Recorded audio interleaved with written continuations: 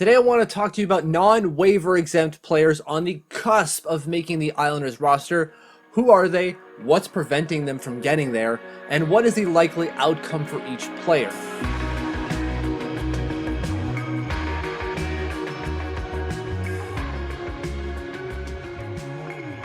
First, I want to thank subscriber JPNVA for suggesting this video. If you have a suggestion on things you want me to cover about Islanders prospects, let me know and I'll get to it as soon as I can.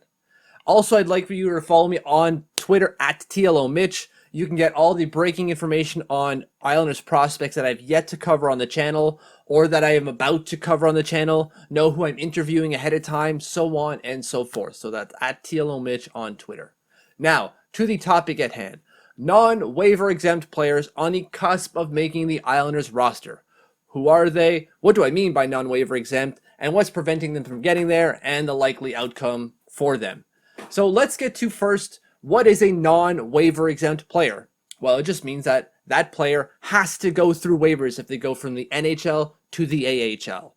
And so who are those players then? Well, we've got Kiefer Bellows, Anatoly Golishev, Dmytro Timashov, Otto Koivula, Grant Hutton, and Sebastian Aho. The last two are the only defenders on the list.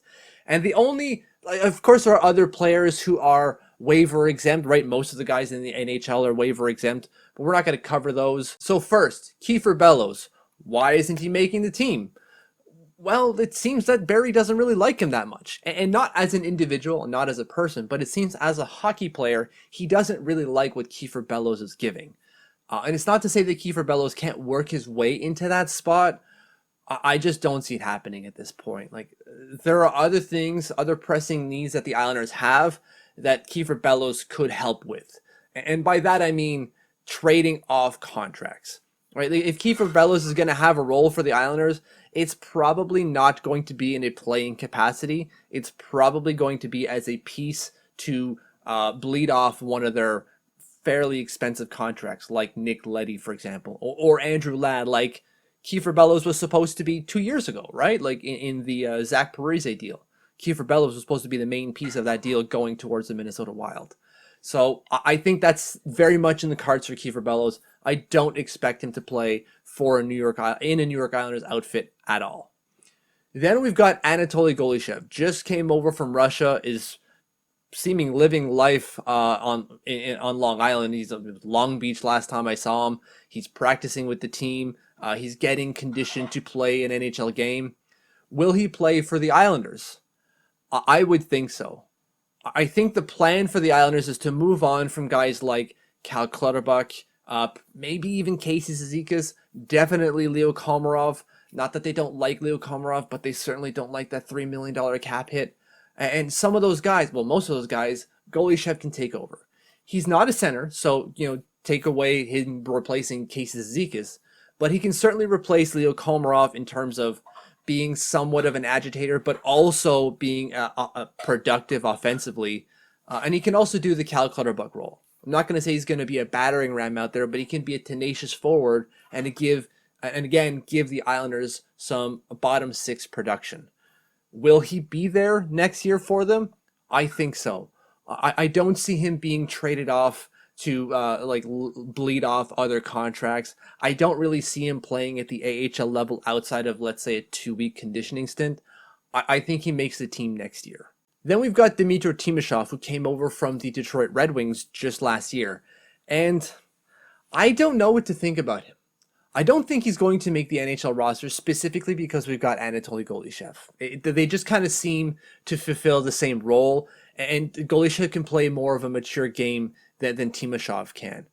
Timashov put it on at the end of the year at the AHL level, had a really good end of season for the Bridgeport Sound Tigers and now Islanders, but I don't see him making the transition to the NHL level for the Islanders. I think he's going to stay with, let's say, the Islanders at the Bridgeport level, and that's about it. And if they lose him through waivers, then so be it.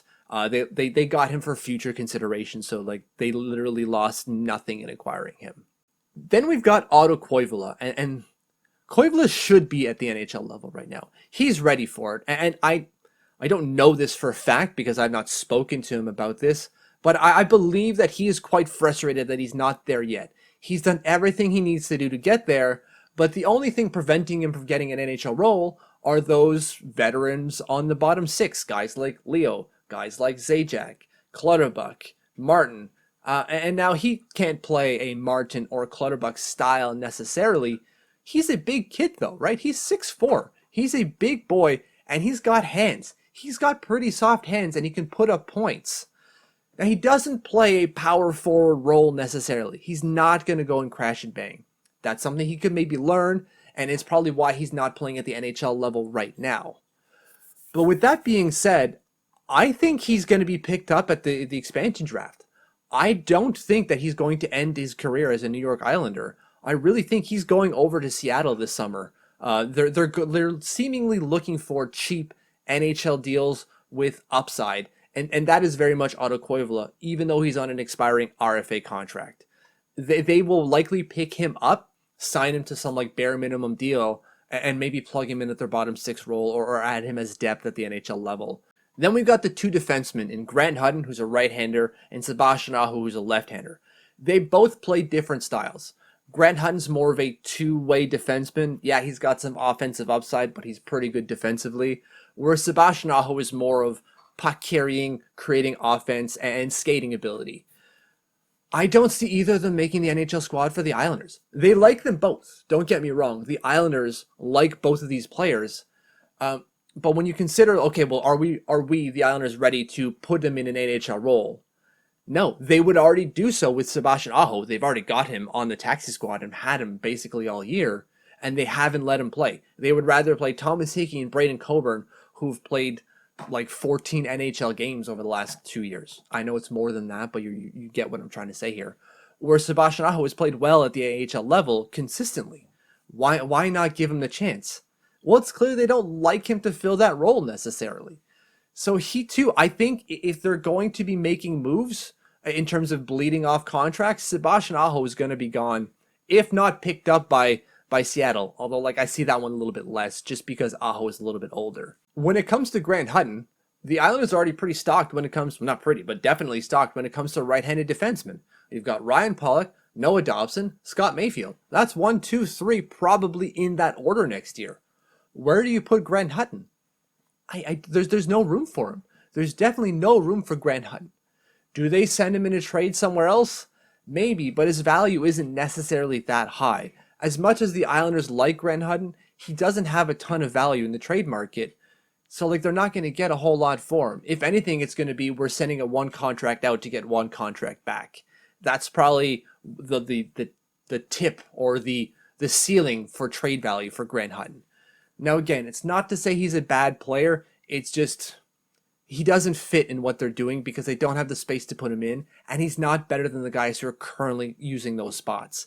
So he's got to move somewhere else. So those are all the non-waiver exempt players I wanted to go through who are on the cusp of making the team. If you think I missed one that you want me to talk about, say so in the comments below. Don't forget to hit the subscribe button if you haven't yet. If you have, thank you very much. I really appreciate you following me. And please stick around. There's more content coming. Thank you, thank you, thank you.